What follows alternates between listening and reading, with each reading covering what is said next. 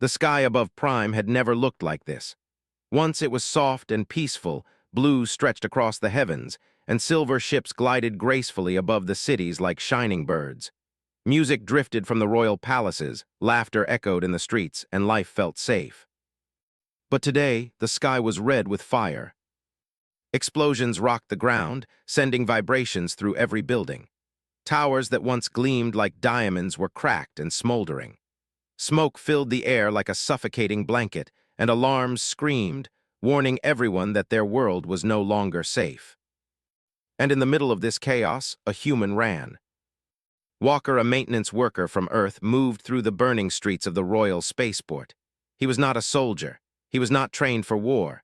He had no armor, no weapons, just his hands, a small tool bag, and a heart beating faster than it had ever beaten before. He had come to repair machines, not to face death. But war had come to him anyway, and there was one person he could not leave behind. Had seen fire before in Earth cities and factories, but this was different. This was fire that wanted to destroy everything, alive and dead. It roared around him, licking the walls and burning metal. Pieces of debris fell from the sky like deadly rain. He dodged as best he could, but one sharp beam cut his arm, tearing his shirt and leaving a deep, stinging cut.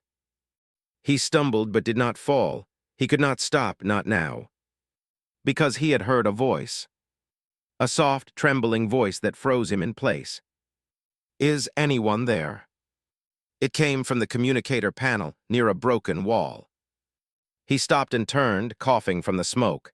Workers rushed past him, screaming, but he couldn't move. The voice repeated, weaker this time. "Please help me. I can't move." His chest tightened. He approached the panel, wiped the dust off the cracked screen, and saw her.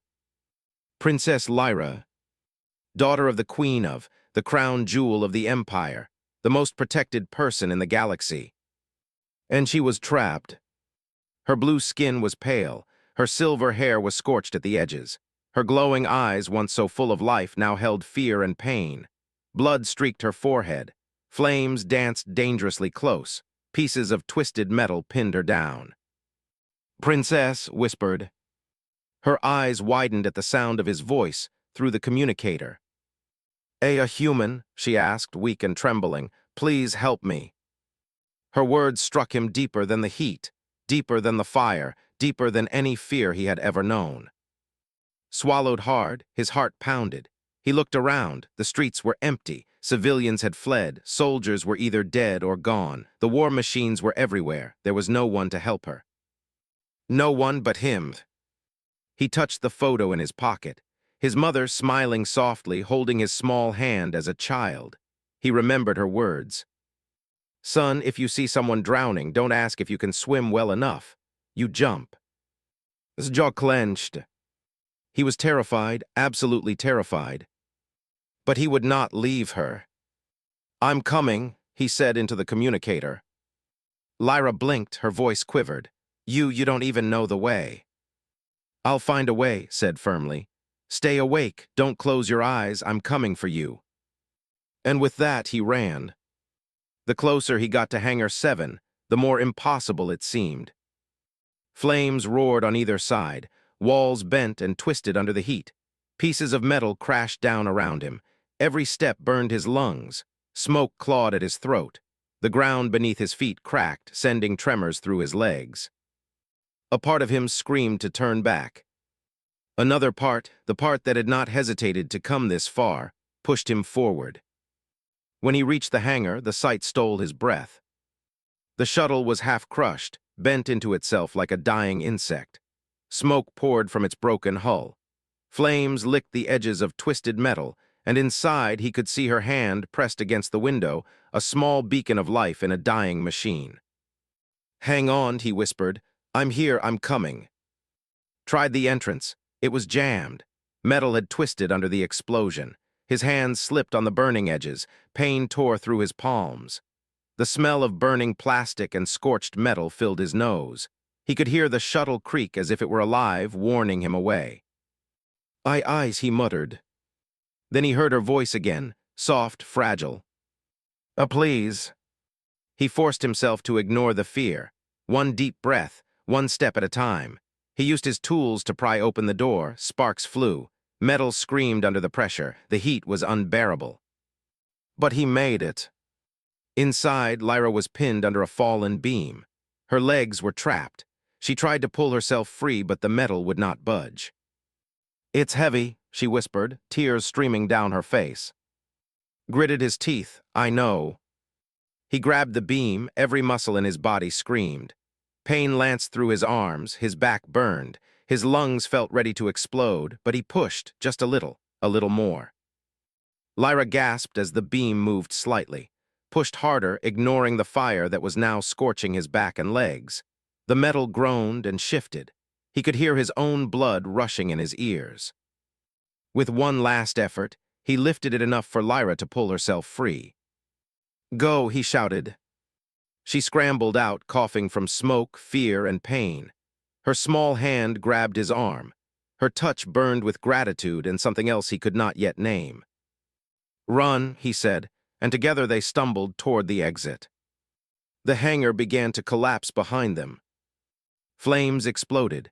Pieces of ceiling fell like hammers. The floor cracked under their weight. Shoulder took a sharp hit from falling metal, and he went down, face first in the rubble. Lyra screamed. "Get up, please," she cried. Felt the fire licking at his legs. His body screamed. Every bone, every muscle, every nerve begged him to stop. He looked at her face, terror, hope, dependence. And then something inside him snapped. He would not die here, not like this, not when she needed him. He forced himself up. Step by painful step, he moved toward the exit. Fire burned his back, smoke choked him, his clothes were torn, his skin blistered. But finally, he made it. Outside, the Royal Guards and emergency teams had arrived. They rushed forward, taking Lyra from his arms. She was alive, she was safe. Collapsed to the ground, coughing, bleeding, burned, and broken. Somebody touched his shoulder, scanned him quickly. "You're lucky to be alive," it said in a mechanical voice. Smiled weakly. "I didn't feel lucky," he whispered. He looked up. Above him, the sky was still red, still burning, still dangerous. But Lyra was alive. And that was enough. Days later, woke in a white, sterile room. Machines beeped softly. Bandages covered his arms and torso. Broken ribs, burned skin, a fractured leg. His muscles were torn. Doctors said he might never walk properly again. He smiled anyway. Pain stabbed through him with every movement, but it was worth it. "She's alive, right?" he asked the nurse. "Yes," she said gently, "because of you." Tears filled his eyes. Relief, exhaustion, pride, fear, every emotion collided in him like a storm. He didn't notice the doors opening. He didn't notice the guards stiffen. Then the most powerful person in the galaxy entered the room. The Queen of... Tall, commanding, and terrifying, her presence made everyone in the room feel small. Her eyes glowed like stars. Her crown shimmered with ancient power. And yet, for she smiled. She walked slowly to his bedside. And then she did something no one had ever seen. She bowed. A queen never bowed. But she bowed to him. "To the human who saved my daughter," she said softly. "I owe you more than words." Her eyes lifted. Her voice became strong, steady, undeniable. "And now I give you an order." The room froze. A human, given an order by a queen. Felt fear, confusion, his body ached, his mind struggled. What order?" he whispered. The queen placed a glowing crystal on his bed. "Live, protect her. Stand beside her when the universe tries to break her. Be her guide, her shield, her family. You are part of our bloodline now." His mind reeled. The impossible, the unthinkable. Humans had never been given such honor, such responsibility. And yet, he understood one thing clearly. He would do it. No hesitation, no fear, no regret. Because he was human. And humans, when they chose to protect someone, would walk through fire itself before letting them fall.